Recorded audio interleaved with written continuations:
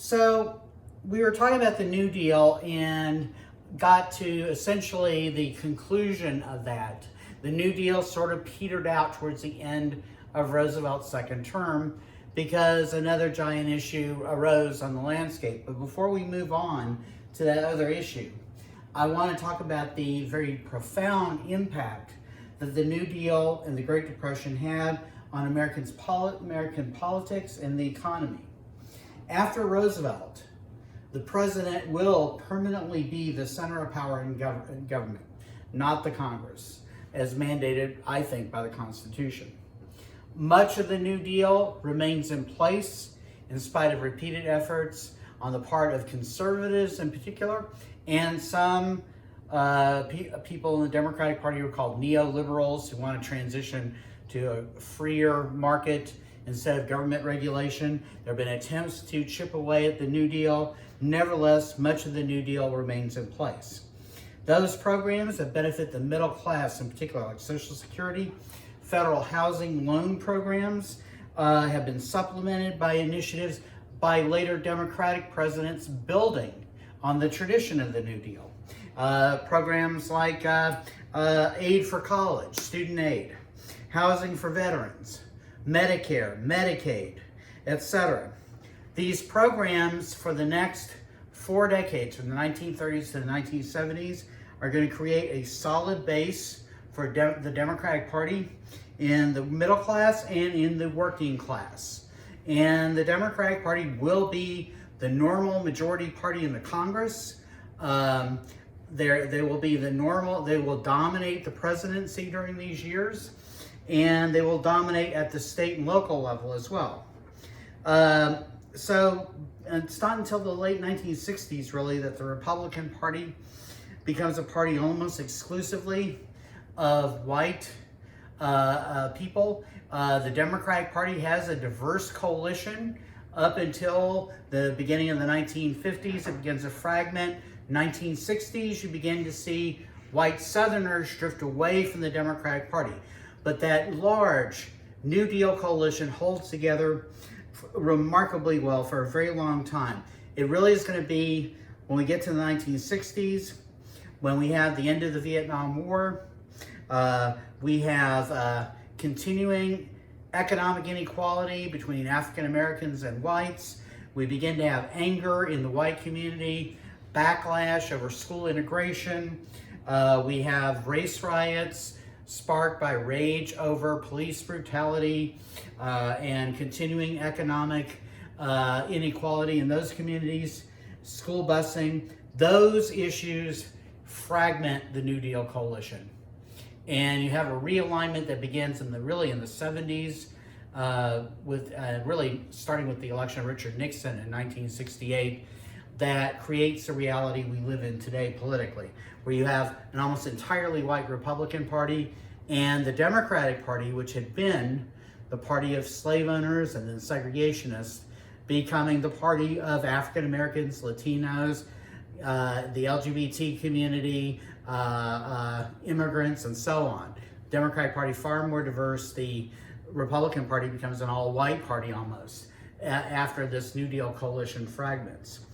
Beginning with Roosevelt's buildup for World War II, the military-industrial complex, that nexus of the Defense Department and defense contractors, is going to be the major engine for the American economy and the substitute for, after the New Deal, for substantial public welfare programs. It's really our defense spending that's one of the biggest welfare programs in the United States.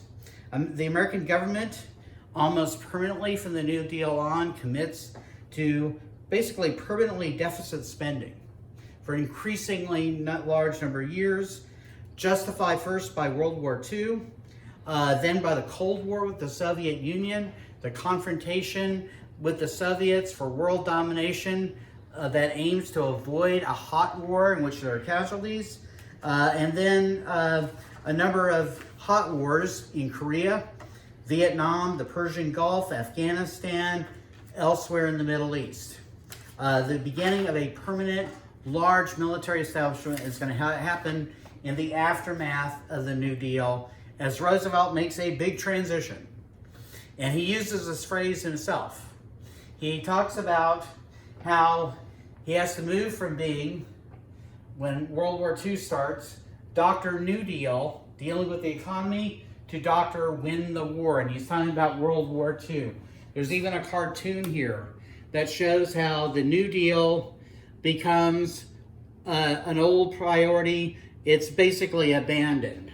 The focus on social issues, economic inequality, etc., is going to be forgotten.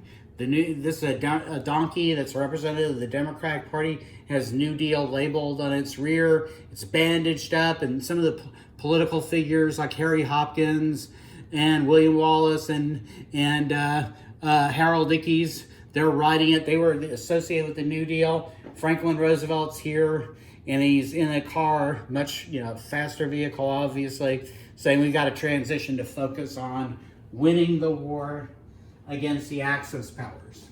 So let's talk about how World War II starts and how the United States gets involved. The Great Depression that afflicted the United States in the 1930s was global. Worldwide production dropped 40% in that period. International trade fell by 66% during the Great Depression. Economic instability created political chaos, crime and hunger across Europe and Asia and the United States. Desperate times are going to create the perfect toxic atmosphere for demagogues, for immoral, deceitful men who play into people's prejudices and fears, like Adolf Hitler, who's going to rise as the head of the Nazi Party in the 1920s, and will become the Chancellor of Germany in 1933. Fascist governments will seem to be ascendant. In fact, some Americans, frighteningly enough, talk about fascism possibly as a model for the United States. We talked about people like Charles Coughlin, who suggested that Hitler and Mussolini might provide a model. Here are the two most famous dictators. Adolf Hitler here, Benito Mussolini, who is the pioneer fascist, a man who earlier in his career had been a socialist, rejects that ideology, moves far to the right and becomes an ultra-nationalist in Italy during World War I. And he moves away from class conflict, which is the focus of socialist politics, to a focus on national grievances. Italy was part of the Allies during World War I. He didn't feel like Italy gained the territories that they should have as part of the victors. They should have won prizes for being on the winning side. And he played on those resentments because Italy undergoes a lot of economic disruption after the war too. So in 1922, he rises to power. He stages what's called a March on Rome. He's given the head of the Italian government by the King Victor Emmanuel II. And once he's in power, he suppresses unions. He crushes the opposition press. He outlaws competing parties. The only party legal in Italy under him is the Fascist Party. He does restore economic order in this way because there's no disruption in production because unions are brutally suppressed. He amps up military production. This is a key to fascist regimes. Huge spending on the military, which of course increases production, creates jobs. The jobs are pretty decent wages, but eventually, if you build up those arms, there is the push to use them, to constantly talk about we need to be prepared for war and never fight a war, really creates a tension within fascism that, in the case of Mussolini, Hitler, and other fascist leaders in this era, proves to be self-destructive, this focus on militarism.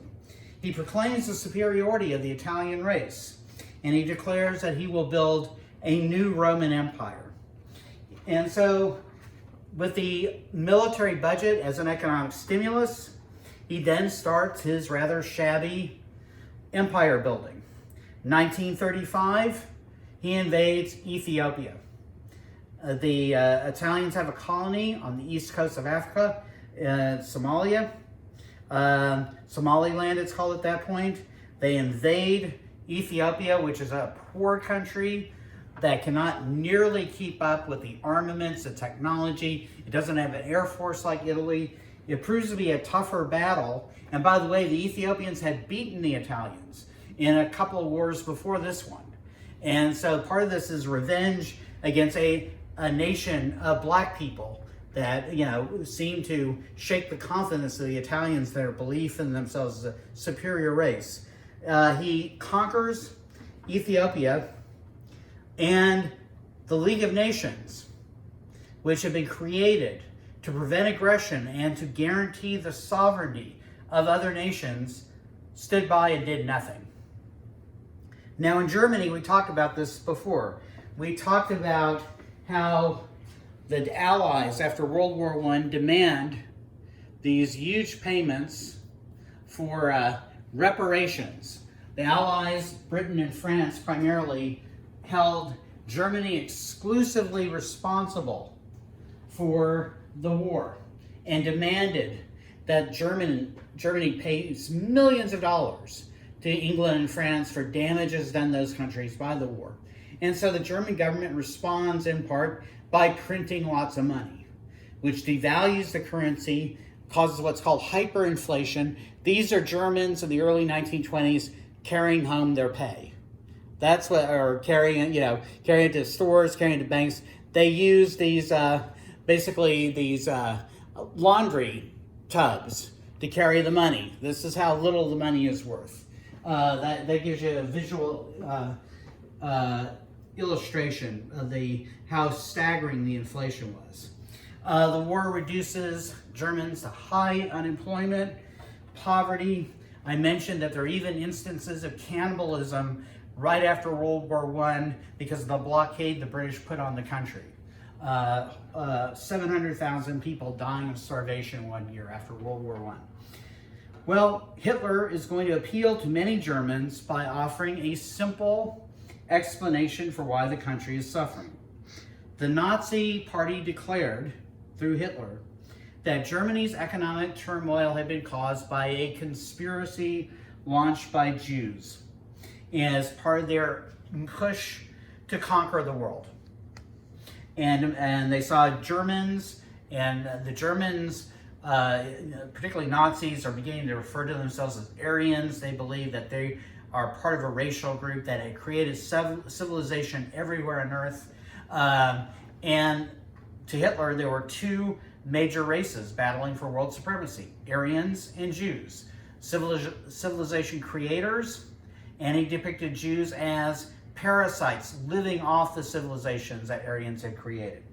And so he's going to appeal to German national pride. He's going to claim that the Versailles Peace Treaty that required the payment of reparations was unjust. He's going to tell Germans that they were the master race on the planet, and that led by him, a brunette, blonde, blue-eyed Aryans were going to conquer the world. Now, let's be clear. Up until the moment where, Germany, where Hitler is asked to become chancellor, and to be even more clear, Germany has a parliamentary system. They have a president who is an elderly man who is sliding into senility, named Otto von Hindenburg, who had been a heroic, to the Germans, general in World War I. He's the head of state. He's not the head of government. He's the permanent guy who, when there are parliamentary elections, there are multiple parties, it's very hard for one party to become a majority. He decides who gets to form a government and who gets to lead the government. He asks the party he thinks is in the best position to put together a coalition to head the government. The Germans have a number of parliamentary elections in this period. And the two competing parties for leadership of Germany are the Nazis and the communists. And a series of governments form and collapse. They only last a few months. In 1933, January 1933, Hindenburg is alarmed at the strength of the communists politically. He's alarmed at the prospect of Germany becoming a communist nation. He's a reactionary. He's fiercely anti-communist. he decides at that point Hitler is the best hedge to prevent a communist takeover. And so he asks Hitler to form the government. In all of these elections, no more than a third or so, the highest vote total one time was 37% voted for Nazis. It was never a 50% plus while the Nazis were competing for office. However, let's also be clear about this. Hitler's going to be wildly popular once he gets in office. Any claim that Hitler didn't represent the will of the Germans at that time, sad to say, is false. People lined up, and as Hitler succeeded, they were all behind him. It's a tragic story, but a true one. Now, he's going to form a private army known by the German initials SA. These are stormtroopers. It's a private militia. They wear brown shirts.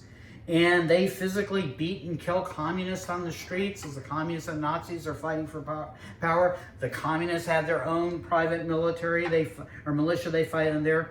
Hitler gets appointed chancellor, and a critical moment happens that leads him to become dictator of Germany. And that is the fire that destroys the Reichstag. That is basically the German parliamentary building.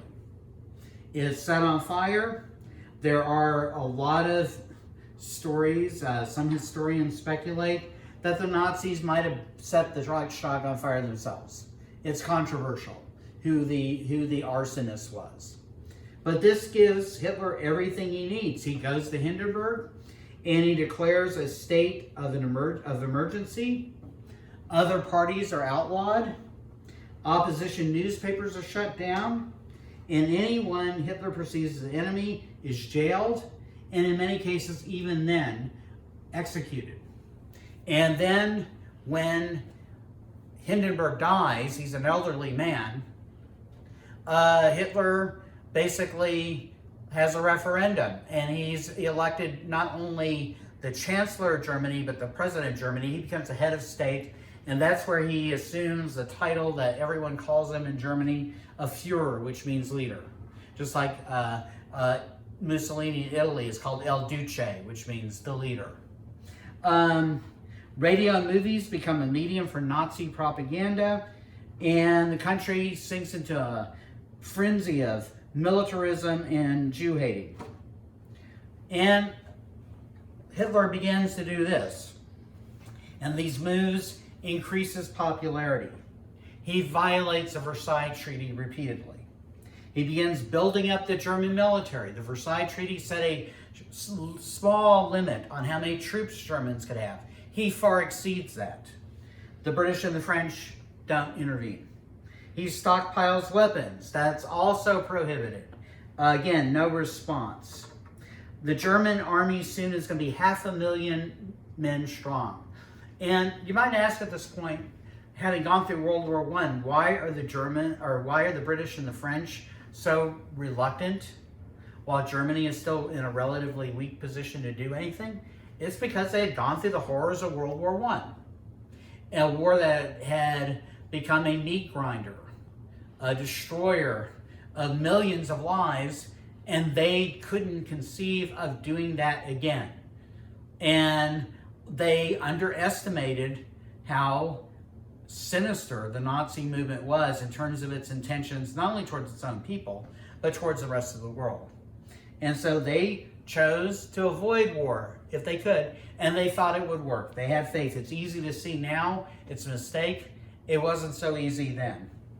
In 1936, Hitler is going to send 35,000 troops to occupy the Rhineland.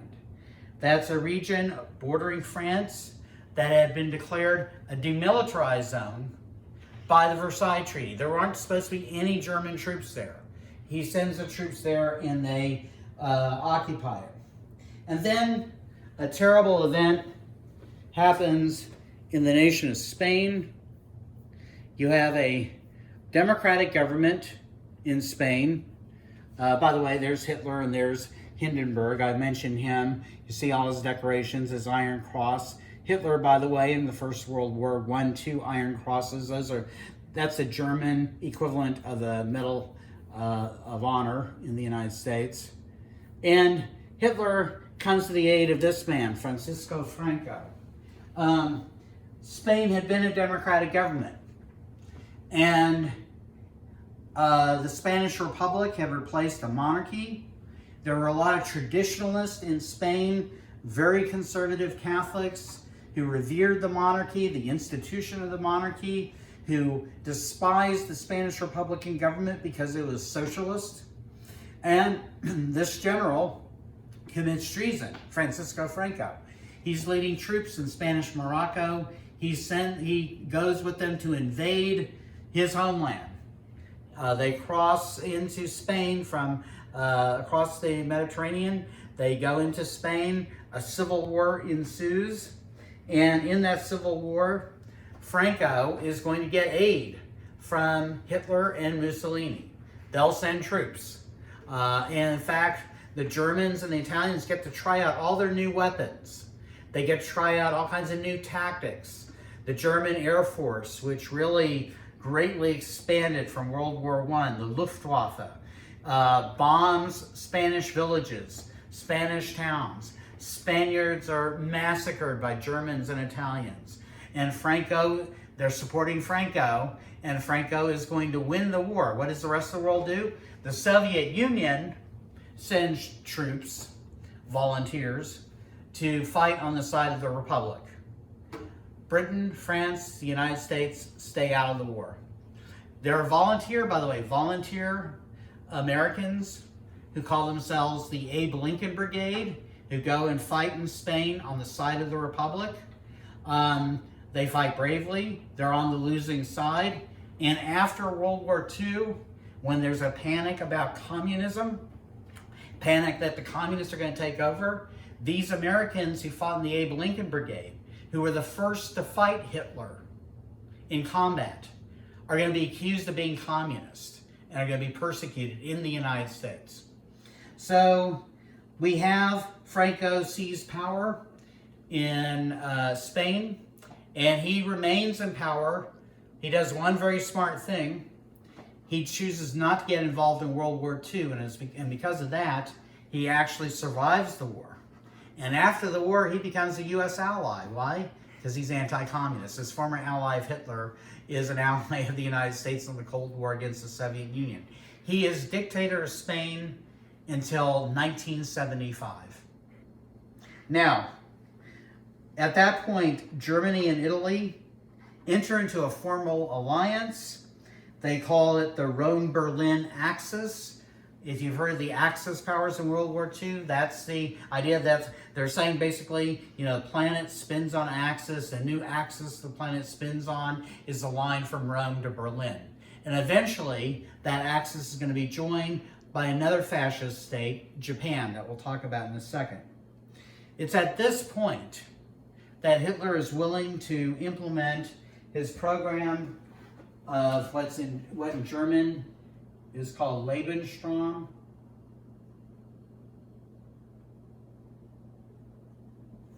That means, that's a S-T-R-A-U-M. Lebensraum, that means living space. His idea is that the nation of Germany, as it exists at that moment, is too small, too cramped for the Germans to achieve the greatness they need, to have secure food resources. He realizes Germans have no oil resources, etc.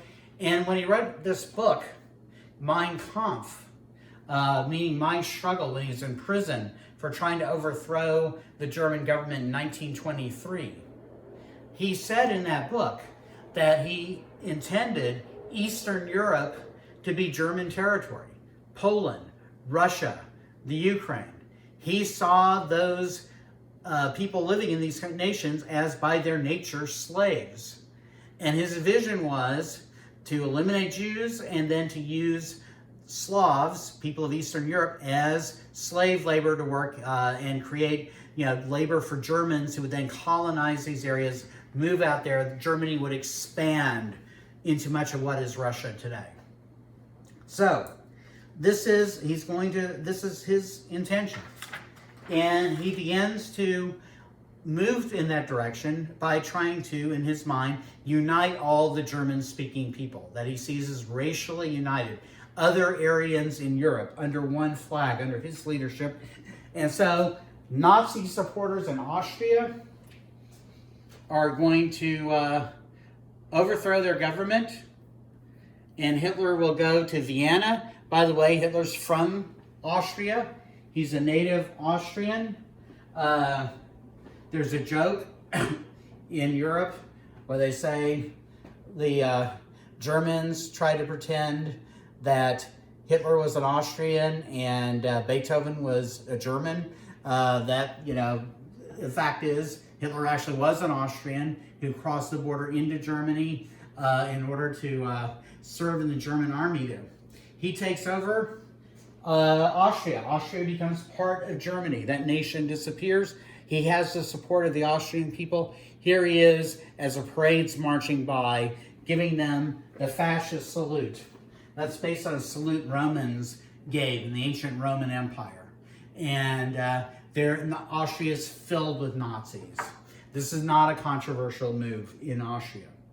Then he's going to demand Czechoslovakia to surrender a part of their territory, a region called the Sudetenland, which is a region bordering Germany that does have a large German minority, not a majority, a minority.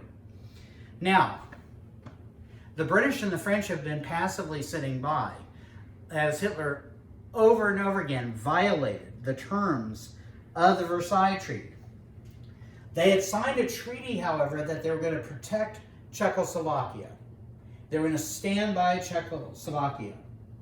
And they realized that if they live up to that treaty, this could mean war. At this point, the French and the British probably could have defeated Hitler in relatively quick order. Hitler's power, his military wasn't ready yet for a fight with two major European powers, probably not just yet. Nevertheless, the British and the French sell out Czechoslovakia. And here's what happens. We have a conference in Munich in southern Germany. This conference is arranged by Benito Mussolini, who is the only man at the conference who speaks all the languages involved. He speaks German, he speaks French, he speaks English. And so this is Benito Mussolini. This is his foreign minister, his son-in-law, Graziano Ciano, who, by the way, Mussolini will later have executed when he is part of a coup that overthrows Mussolini, 1943-1944. This, of course, is Hitler. This is the French leader, Edouard de Ladier, and this is Neville Chamberlain, the Prime Minister of England. What the British and the French agree is, in this peace conference, they're going to decide without the Czechs present. The Czechoslovakian government is not invited to the conference. They decide that they'll hand the Sudetenland over to the Germans. And the Czechs are in no position to defend their territory, particularly since their two chief allies have just abandoned them. So Hitler in return says, I'm not demanding any more territory. This is it. They seize the Sudetenland. German rule is implemented. It's going to be harsh. 6 months after they enter the Sudetenland, Hitler goes ahead and takes the rest of Czechoslovakia. No response. So all these successes make Hitler wildly popular. So this is when he begins, during this time, actually fairly early in his regime, and even before the Munich conference, Hitler had the lawyers in the government draft a series of laws called the Nuremberg Laws. Nuremberg is a city in Germany. Here's some information. Anyway, Nuremberg is where they draft these laws. These are laws that deny civil rights to Jews, denies them access to most of the well-paying occupations, and it criminalizes sex between Jews and Germans, and Jews began to be confined to certain places in the German Reich. Let me note something here. The Nazis later said that they drew some of their inspiration for the Nuremberg laws from American laws creating segregation and also criminalizing what Americans call miscegenation, which is interracial sex. They saw that as a point of inspiration, and in fact, there will be war crimes trials of the Nazi leaders in Nuremberg. That was chosen on purpose, that location, because these terrible laws that led to the Holocaust were drafted there. And the lawyers for the German war criminals would say, how can you argue? You guys drafted similar laws. And by the way, they adopted eugenics measures at that time in Germany. Again, inspired by the British and American example. So you see tightening oppression on Germans, or on Jews by Germans.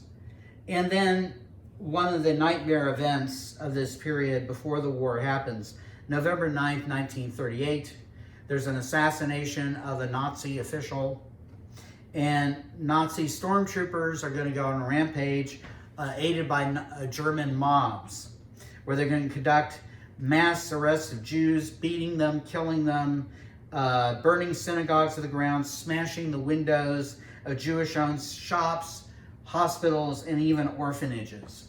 So much glass is broken in this night that comes to be known as Kristallnacht. It's called that because the glass looks like crystal, the broken glass on the ground. This is some of the property burning, a synagogue burning during Kristallnacht. This is in Hanover, Germany. And then you see here the shattered windows, the glass covering the streets. And I want you to look at the expression here, ordinary Germans, not disturbed by this at all. They're amused by it. The windows that weren't shattered had the word Juden, meaning Jew, written on it. So Germans would not, German Aryans, quote unquote, would not shop there. And here's the thing. I'm talking about Jews and Germans. The Jews in Germany had lived there for centuries. They had always considered themselves Germans. Jews had served in the German military during World War I. This was their country, the Jews in Germany. They considered themselves as part of that nation. But in Hitler's definition, Germans were a racial group, a separate racial group. By definition, Jews were part of another race according to the Nazis. They couldn't be Germans. And it didn't matter what their service was to the country. So anyway, Nazis are going to seize property, Jewish property, and you're going to begin to see at this point Jews segregated into separate, distinct Jewish communities, Jewish ghettos in Germany, and there begins to be confinement of Jews in concentration camps at this point. The laws allow Jews only to work in menial jobs, and then he pressures and he gets the fascist governments in Italy and Hungary to implement similar anti-Jewish laws, which is a real irony because some of the leading fascists in Italy that helped Mussolini come to power were Jewish. But that didn't matter anymore. And Mussolini, who had been perceived as a world statesman, even though he was a criminal and brutal dictator, he had high international stature at the time of the Munich Accords. He is now basically imitating Hitler and taking his directive from Hitler. Now, the combat that we call, all the battle and violence, military violence that we call World War II, actually, in some ways, could be thought to have started in China in the early 1930s. That is because of the actions of the third of the major Axis powers, Japan, which is led by the military in Japan, a military that has fascist, militarist, expansionist ideology like Germany and Italy. The Japanese had suffered economically From the drop in international trade during the start of the Great Depression, they tried to make up that difference by creating a massive colonial empire. And they ran into conflict because the Europeans controlled parts of the Chinese coast. The Dutch controlled islands in the Pacific. The British had colonial possessions in the Pacific. And the United States, of course, had Guam, it had Hawaii, it had Navy bases. It was a presence there. And this gave the Japanese a sense of being encircled, that they had to either expand and force Europeans out or eventually become colonized like other Asian nations in the time. So the Japanese army, as they step towards this, is going to take advantage of the fact that the Chinese government is weak, corrupt, not popular, and they invade the province of Manchuria in 1931, and they set up a puppet government called Manchukuo. The man who had been the emperor of China before the Chinese Revolution earlier in the 20th century is made the puppet king of this empire that the Japanese have set up. The League of Nations passes a resolution condemning this invasion, and Japan just quits the organization. And that's the last of the League's actions. In 1937, the Japanese are going to launch one of the bloodiest campaigns of conquest in the 20th century. They're going to invade China proper. And they're going to almost completely destroy the city of Nanjing. That time is known as the Rape of Nanjing. Soldiers there are going to murder during the combat and during the occupation as many as 300,000 Chinese men, women, and children. They're going to destroy most of the city.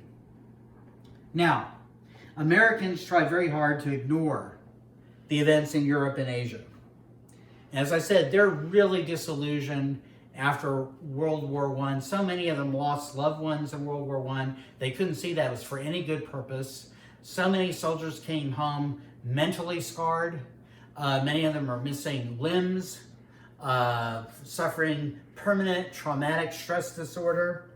And they want to do anything to stay out of another war like that. In 1937, the Gallup organization does a poll, and 70% of Americans in that poll said America's entry in the First World War had been a mistake. And this is the situation Roosevelt's facing. Roosevelt sympathizes with the British and the French and is alarmed at Hitler's expansion. And he senses there's going to be a war in Europe. And he wants to strengthen, bolster America's ties to those nations. And he sees storm clouds arising. But he knows he's working against a powerful tide. And that means he's going to be really limited what he can do when the Germans invade Poland September 1st, 1939. There's such a headwind of opposition in the United States that he can't get the United States involved politically at that moment. So he tries to nudge the United States out of what's been called isolationism. But it's difficult. Now, in 1940, the most conservative wing of American politics is going to form what's called the America First Committee. It's going to be chaired by an executive of Sears and Roebuck, the department store. His name is Robert Wood. And it's going to feature a lot of celebrities, a lot of really famous and popular figures, like automaker Henry Ford and aviation pioneer Charles Lindbergh, who became a national hero in 1927 when he becomes the first person to fly solo across the Atlantic Ocean. Lindbergh is going to warn American audiences, and he goes to Germany, tours it, and the Nazis put on a show. And they show him the airplanes they have. Of course, Lindbergh's a pilot, and he's impressed by their technology, their aeronautic technology. They're going to show him their tanks, their guns. And by the way, they give Lindbergh a medal for his aviation achievements. And that's going to be a problem for his reputation for the rest of his life, the medal he gets from Hitler. Lindbergh comes back from the United States, and he basically does the propaganda work for the Germans. He says, if the United States goes to war with this Germany, led by Hitler, it will lose. And this would be a tragic waste. And he's going to participate in what becomes the American First Committee that eventually has 450 chapters across the United States. And they're hitting on a tone that's accepted by many Americans. And so I'm going to play you. Here's, by the way, here is Charles Lindbergh. There's the plane he flew across the Atlantic to Paris. First solo flight across the Atlantic. Big hero. Also became a tragic hero. His son was kidnapped in the early 1930s. The kidnapping and murder trial of the man who killed his son became the trial of the century for a while. People really sympathized with Lindbergh and his wife, Anne Morrow Lindbergh. There he is on his trip to Germany. You see the swastika in the background when he's going to be, completely impressed by the Germans and their propaganda show. Now, I'm going to play you audio, 3 minutes of a Lindbergh speech. Note the name here, the American First Committee. Again, America's first. Our interests come above any other nations. We're not responsible for what the rest of the world is going to do. And he's going to say there's only 3 groups that want America to go to war with Germany. At that point in 1939, we'll talk about it in a second, Germany had invaded Poland. And when that happens, the British and the French honor their treaty commitments, and they declare war on Germany. So World War II has begun at this point. He says there are 3 groups that want the United States to be at war with Germany. The British, the Roosevelt administration, and American Jews. Those are the 3 groups he charges. So he says this very explicitly in this speech. So let's listen to about 3 minutes of this. The natural passions and prejudices of other peoples to lead our country to destruction.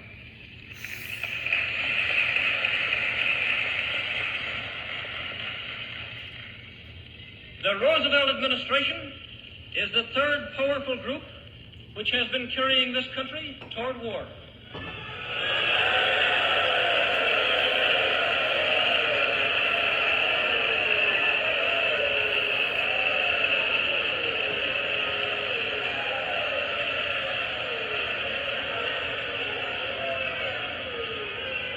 Its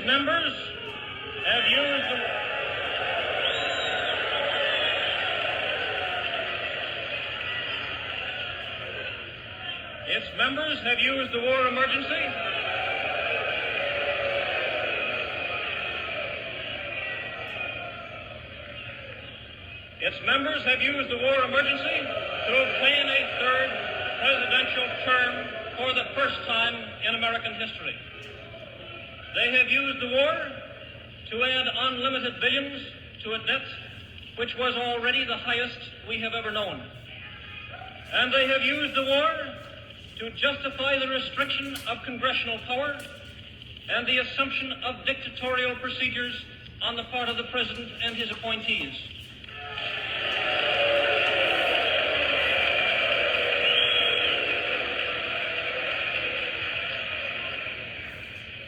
The power of the Roosevelt administration depends upon the maintenance of a wartime emergency. The prestige of the Roosevelt administration depends upon the success of Great Britain, to whom the president attached his political future at a time when most people thought that England and France could easily win the war. The danger of the Roosevelt administration lies in its subterfuge. While its members have promised us peace, they have led us to war, heedless of the platform upon which they were elected.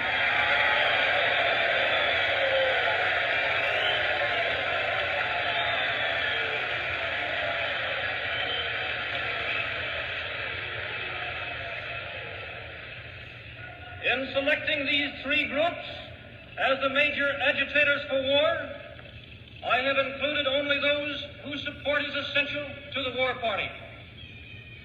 If any of these groups, the British Jewish or the administration stops agitating for war, I believe there will be little danger of our involvement. All right, so note again that he's saying that in America, the two forces who are pushing for war, agitating for the United States to go to war, are the British, or rather the Roosevelt administration and Jews. Jews are trying to manipulate the United States into a war with Germany because they hate Hitler. And note that Lindbergh will gloss over repeatedly in his speeches the horrors being committed against Jews in Germany. Now, so what happened? He refers to war. Well, Roosevelt believes that the United States should prepare for war beginning in 1938. He persuades the Congress to pass a $1 billion appropriation to expand the Navy. And by the way, remember there was a recession in 1937 that sent unemployment skyrocketing, the country to sink back into a depression when it looked like it was about to rise out of the depression. That spending stimulates the economy and actually ends the depression. This becomes more urgent, this military preparation, on September 1st, 1939. Adolf Hitler has demanded territory from Poland. The Polish refuse. The British and the French have made a commitment that they'll defend Polish territory, but Hitler at that point doesn't have any reason to believe the British and the French mean it. And so he sends his tanks crossing the Polish border on September 1st, 1939. It's a particular type of warfare. The Germans are trying to avoid what happened in World War I, where they got stuck in trench warfare. By the way, here's Lindbergh speaking to an American First rally. But they make great use in World War II of tank warfare. They call this type of warfare, which depends on rapid movement, rapid advance, overwhelming forces, and gaining lots of territory quickly. They call it Blitzkrieg, which means lightning war in Germany, or in German. So he invades, and Britain and France honored their treaty. They declare war on Germany, and we have the start of the World War. The Germans are going to capture the Polish capital of Warsaw within a month. And, this is a major defeat. You can see the devastation of the city of Warsaw after the German attack. By the way, the German invasion and occupation of Poland will be the start of the Holocaust. Poland and Russia have the largest Jewish populations in the world. And now that there's war, Hitler doesn't have to worry about international reputation or mass killings under the glare of the international spotlight. He believes that the Jews caused the war. He convinces himself they did. That they agitated the British and the French against the Germans. And he sees destruction of Jews as a war objective. It's a priority. And in fact, he'll divert troops from the front to give them the job of killing Jews who are unarmed. Trains that could be used to supply his troops are diverted to carry victims to concentration camps. This is a major part of his war effort, a central part. So after that happens, Germany gains control. And there's one other part of the story I didn't mention, something that absolutely startles everyone. The Nazis had been the ultimate anti-communist. The communists were the ultimate anti-fascist in the communists in the Soviet Union. Unknown to the British and the French, before Hitler crossed the border on September 1st, 1939, the Soviet Union and the Germans had signed a non-aggression pact. They pledged to not declare war against each other, fight war against each other. And they split up Poland. So while the Germans are occupying most of the country, the Russians occupy the eastern part of Poland, annex it, make it part of the Soviet Union. They also invade 3 other countries on the Baltic Sea, Latvia, Lithuania, and Estonia. And they are de facto allies, communists and fascists who have always been enemies. But Stalin saw something to gain from this arrangement. Hitler certainly did. And now that he has Poland, he has an objective.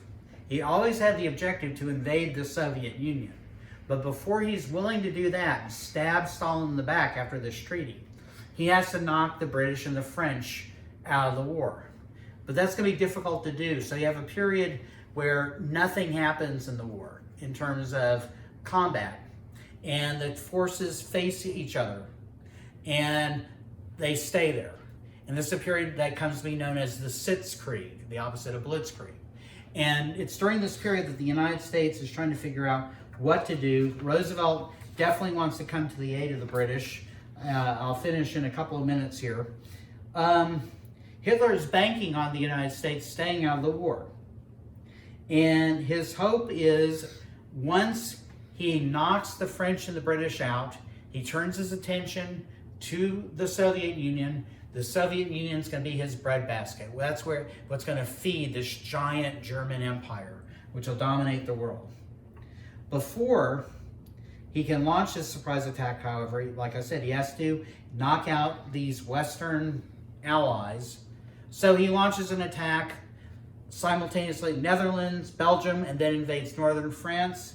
The tanks are fast. They have weapons that fire at a much greater range, technologically far advanced than what you had in World War I. They occupy those three countries. The British are trapped at one point at a place called Dunkirk. Their main military force is about to get captured as prisoners. They have to arrange an evacuation at a place called Dunkirk. And 338,000 troops get evacuated. The French are going to surrender in June 1940. You remember, the French had fought off the Germans for 4 years in World War I. It takes them basically less than a year to be knocked out of World War II. And the English are going to stand alone. And Hitler begins a bombing campaign against British cities that comes to be known as the Blitz, while England's the only power facing off against the Germans. In spite of this bombing of Britain, most Americans still don't want to get involved in the war. So Roosevelt in 1940 is going to face re-election. He decides he's going to do something no president had ever done, win a third term. There are no term limits at this point for presidents. So beginning in May 1940, he begins to supply the British with surplus American planes and equipment. September 1940, he persuades the Congress to create the first ever peacetime military draft. And as a result of the Selective Service Act, 1.4 million Americans are already going to be in uniform by July 1941. That's going to be 5 months before the Japanese bomb Pearl Harbor, which is the beginning of America's entry into the war. Even though he believed that America would be endangered if the British were to be defeated by the Germans, and he saw Hitler as the biggest threat to world peace and American prosperity, he didn't feel he was politically powerful enough to ask for a declaration of war against Germany. The shadow of the 1937 so-called Roosevelt recession was still over the landscape, and he waited until July 1940 to announce, because of the unstable world situation, that he was seeking a third term. And what does he campaign on? He promises, I'm not going to send your boys to any foreign wars. So he wins re-election by 5 million votes. He still has a following, although it's diminished from 1936. He can now act more aggressively to aid England. In March 1941, at the president's request, Congress is going to pass the Lend-Lease Act, which will allow the president to sell, exchange, or lease, in other words, rent, arms to any country whose defense is deemed vital to American interests and security. He ordered the Germans and the Italians to close their American consulates, and he orders American ships to shoot on sight any Nazi vessels found in American waters. The war is not yet an American war. We'll talk about that next time.